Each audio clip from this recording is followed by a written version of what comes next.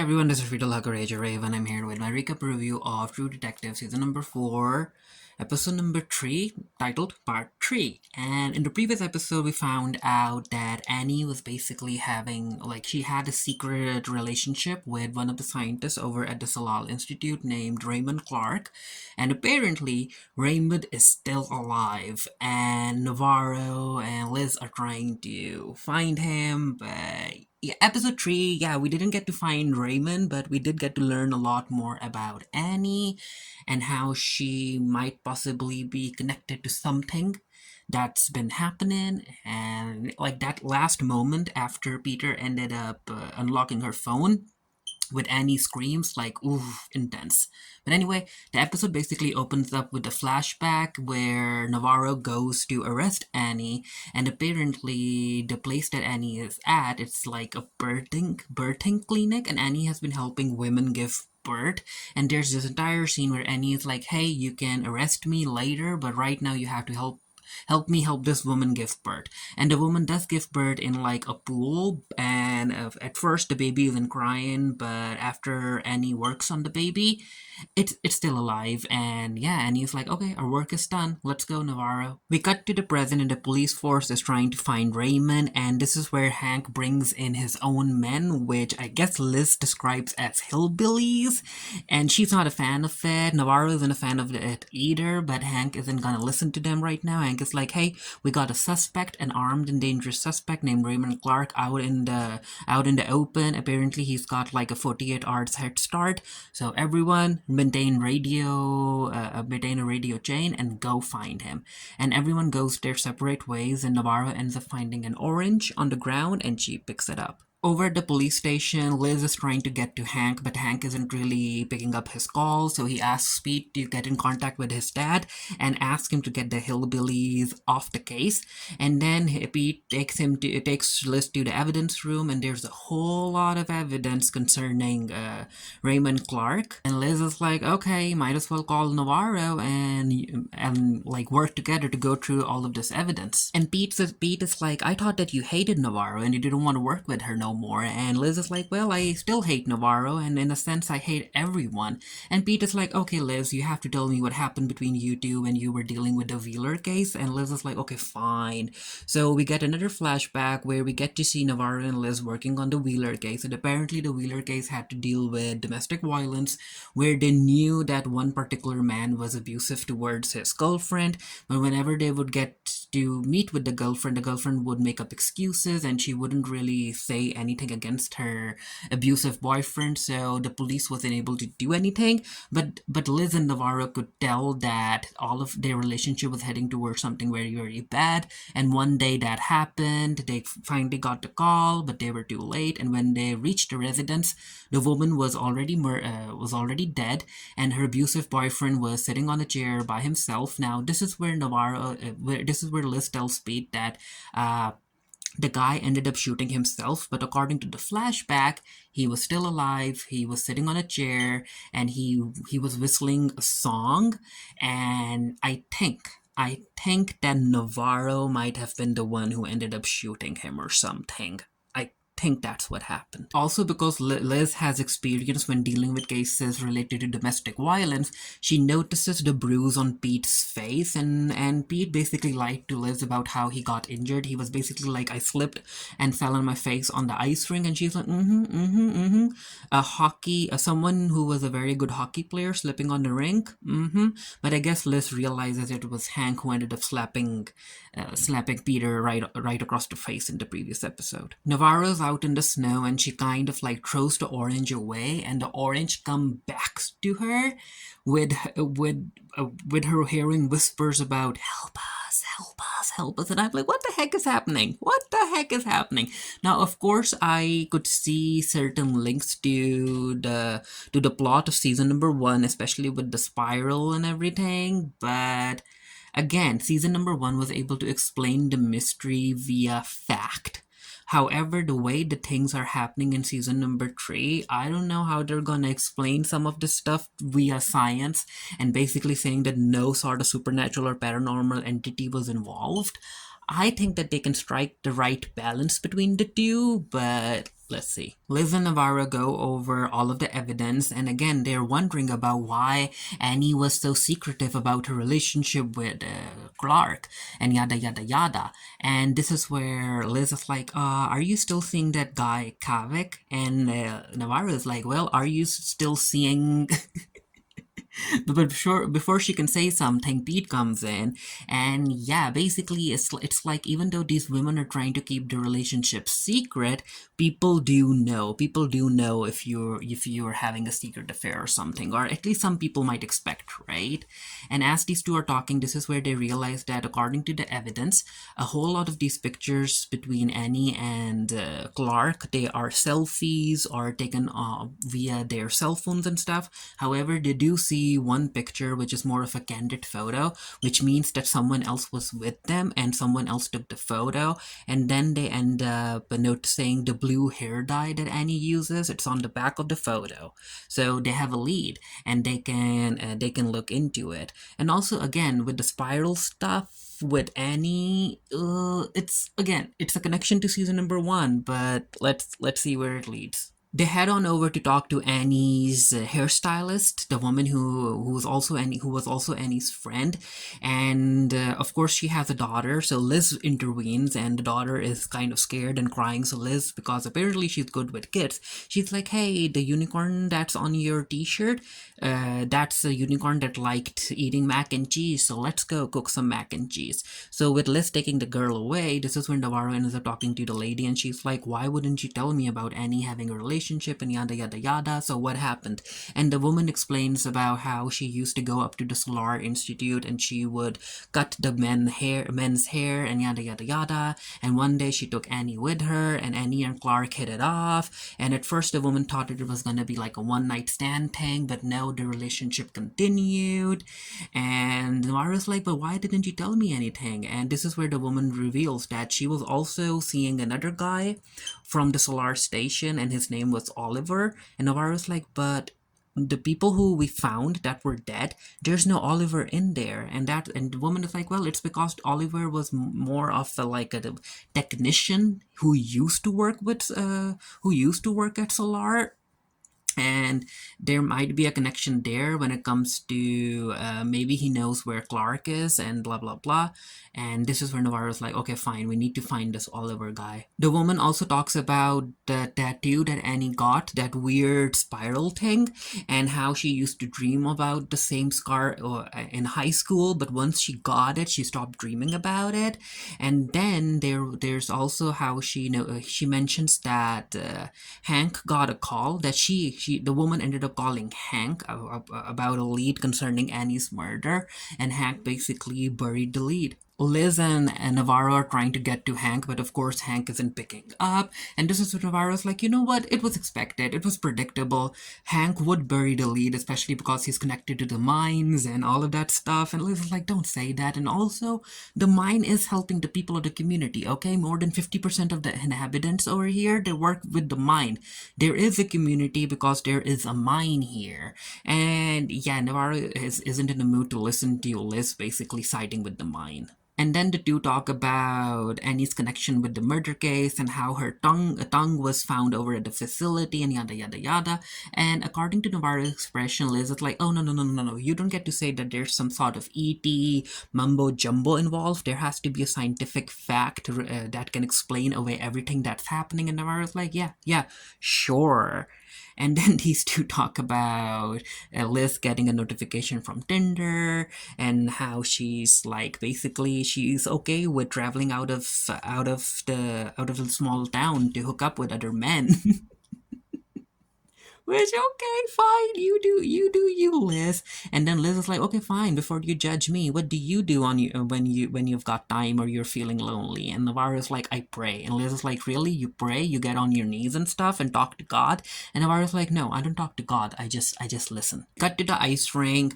Hank decides to give Pete a visit, and he brings his old ice skates, and he's like, "Hey, I know that Darwin is very young. He's still a kid, but you were very good at skating when you were a kid at that age. So if you take him out next time, shoot me a text. I wanna see." Liz and Navarro come in, and of course they're mad about how and annoyed about how Hank hasn't been answering their calls and stuff. And Navarro is very pissed because she's like, "You ended up burying a lead related to the Annie case." And Hank is like, "What do you mean? Like that woman was sleeping around with half of the population here." So of course I ignored her and yada yada yada. And Liz is like, "You know what? I'm gonna write you up for mishandling the Gotok case and yada yada yada." And then Hank says something about Liz playing Mrs. Robinson with his kid, which really gets to Liz, and Liz ends up trying Hank's own coffee on his face, and she's like, "Get out of here and do your work." And Pete is like, "Who's Mrs. Robinson?" And I'm like, did Hank mean the song by Mrs. Robinson? Or is there a character, Mrs. Robinson, that did something that we don't know about that might pop up later? I don't know. Liz is like, "Okay, Pete, you know what? Whatever. Tell me about my forensic team and how fast he can come here." And he's like, "No, the weather's bad. No plane is taking off, so we don't have a forensic unit right now. And all of the dead scientists, their bodies have to be moved to Anchorage." And Liz is like, "Okay, I need to figure something out here." And Pete is like, "Hey, don't worry, I've got an idea." And she's like, "Okay, shoot." And he says that, "Hey, I've got a cousin, Vince. He's a vet, and he's very, very skilled when it comes to examining large animals." And Liz is like, "Oh no. But hey, she's out of options, so might as well call him in." Kavik's out there fishing, so Navarro goes to meet him, and she's like, "Okay, Kavik, I need you to use your contacts to to tell me where I can find this Oliver guy." And Kavik is like, "Hey, it's gonna be quid pro quo. You tell me something, and I'll tell you something." And she's like, "Oh, stop it." And she kind of like walks out of the cabin, but Kavik knows her, so of course she comes back, and she's like, "Okay, fine. What do you want me to tell you about myself, Kavik?" And Kavik is like, "I want to learn more about your mom." And she's like, "Ask Jules." And he's like, "No, I'm asking you." So this is where we get to learn more about Navarro's backstory and her mom, and how they were in a part of an abusive household. Their dad was abusive. He would hit their mom and daughters, and then after, I guess, he died or something, their mom took the daughters away from here and they went to Boston, I guess, if I remember correctly. But then the sisters came back, and yeah, Jules is basically like their mom, because their mom also would hear voices and had episodes and yada yada yada. And Kavik is like, "You know what, Navarro? Thank you for telling me this, and I'll get back to you about the Oliver thing." And Navarro is also like, one of the regrets that Navarro had is basically that her mom, I guess she died before she could give Navarro or tell Navarro her indigenous name, and Navarro doesn't know her indigenous name, so that's kind of a connection that she has kind of lost. Ooh, also, when Liz and Navarro were going over the evidence in the evidence room, I think, I could be wrong, but I really, really think that because Liz was like, "Are you still sleeping around with the Kavik guy, or are you back to girls?" So basically, I think Navarro is a bisexual character. Then we cut to Lee and she's with her girlfriend. She's participating in the rebel or the protest group, rebelling against the mines, and of course, she's recognized because everyone in the community knows that she's like basically the detective's daughter, and she's like, "No, no, no, no, no. She's just my stepmom, and I really do agree with the cause and yada yada yada." And they're like, "Hey, it doesn't matter as long as you're here. You're showing us support, so we welcome everyone." And one of the guys who's leading the protest speech, he mentions that one of the women in their community, she had a stillborn child, and I think that again, that's related to how the mine is messing up the community. Apparently, Leah was supposed to help Liz cook the turkey, but I guess she was out and stuff, so now she's back, and Liz is annoyed by that. So she goes up into Leah's room without knocking, and she goes in and she's like, "Yeah, wipe that thing off your face. You were at the protests and blah blah blah. I don't want you going there anymore." And she actually makes Leah wipe that tattoo off her chin.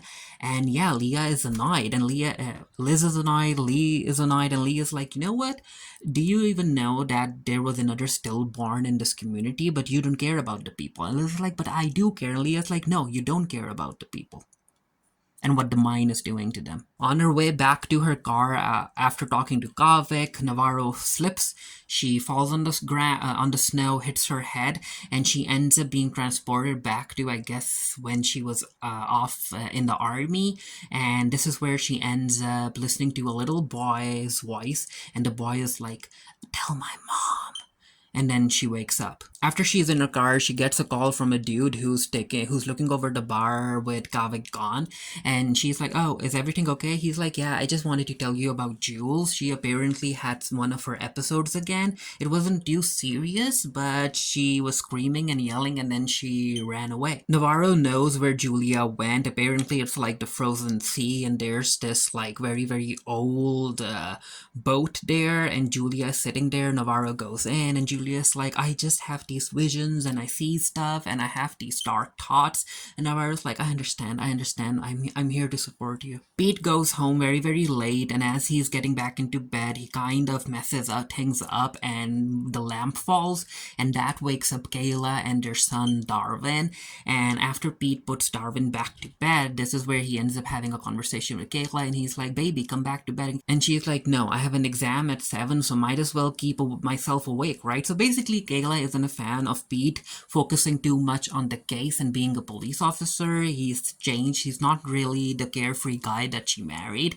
And she's like, "Yeah, I'm a nursing student with trying to look after a kid married to a cop," and she's not happy about it, because even though Pete is like, "Hey, it's just one case, and after this case I'll have more time," and yada yada yada, she's like, no, after this case it doesn't matter, because Liz is gonna continue calling you at odd hours, and you're always gonna go running back to her. Liz goes to pay her respects to the woman who had a stillborn child, and in the crowd there's this red-haired woman who has an injured right eye. So again, eyes being injured, there's probably something there. And Liz goes into the washroom, she turns on the tap, and yeah, the water from the tap, it's bad. We end up meeting Vince, Pete's cousin, who is also a vet, and this is where he ends up basically explaining to Liz and Pete that from my understanding, these men, they didn't die from the cold, they were already dead. And Liz is like, "What do you mean?" He's like, "Yeah, I guess they were scared to death or something, because I have seen animals die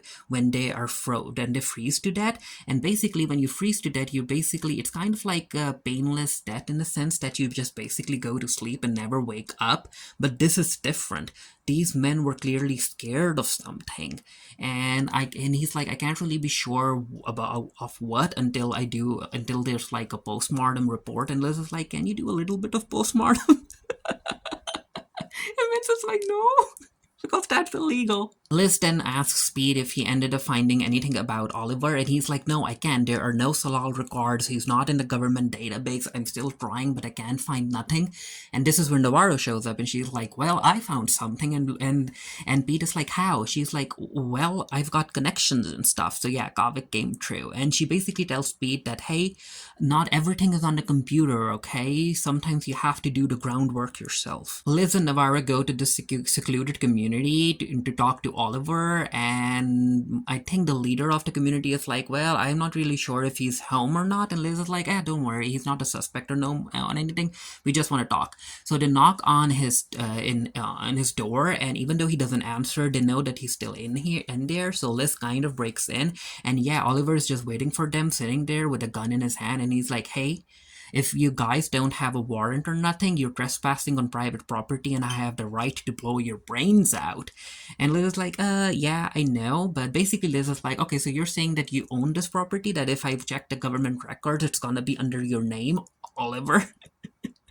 But yeah, basically, this is where they mention that his colleagues are dead, and he's like, "What? My colleagues at Solar are dead?" They're like, "Yeah, the colleagues are dead, and we just want to ask some questions about what might have happened to them, why they ran out to die in the cold." And Oliver is like, "You know what? Just get out, just get out." So he basically doesn't talk to them. Oliver also asks Navarro about who she is. She basically asks her about her indigenous name, which of course she doesn't know. And Liz is like, "What the heck was that about?" And she's like, you wouldn't understand. So one of the scientists, Anders Lund, L-U-N-D, he was in a coma in the previous episodes, right? But apparently he's kind of awake now, so of course Liz and Navarro go and talk to him, and when they ask him questions, he kind of screams about how she came for them in the dark, and how they woke her up, and they're like, "Who came for you? Who woke you up?" But before Anders can explain anything, there's a fight over in the hospitals caused by the hillbillies, so Liz goes out to basically handle the fight,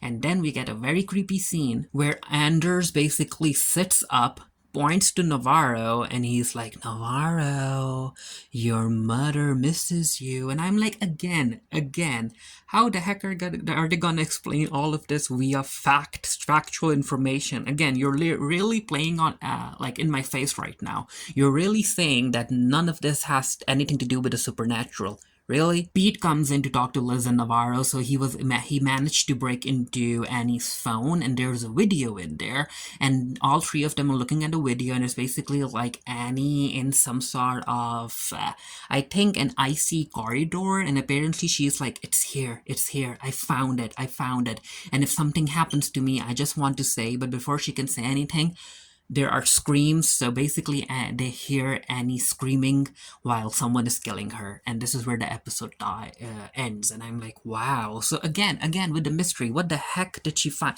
Like, what the heck is Solar up to? We know that apparently the scientists over at the Solar Institute were trying to find the origin of life, but again, like, did they tap into something dark and dangerous? Is it out now? Is it a microorganism that can keep, like makes zombies or something? I don't know. Or makes a person go crazy. But yeah, that was episode number 3 of True Detective season number 4. Kind of fillerish. I can understand why certain viewers might think that, but still enjoyable. So yeah, because we got to know about certain backstories and flashbacks. So yeah, let me know what you thought of the episode down in the comment section below. And until next time, stay happy, stay safe, stay blessed. See you guys later. Bye.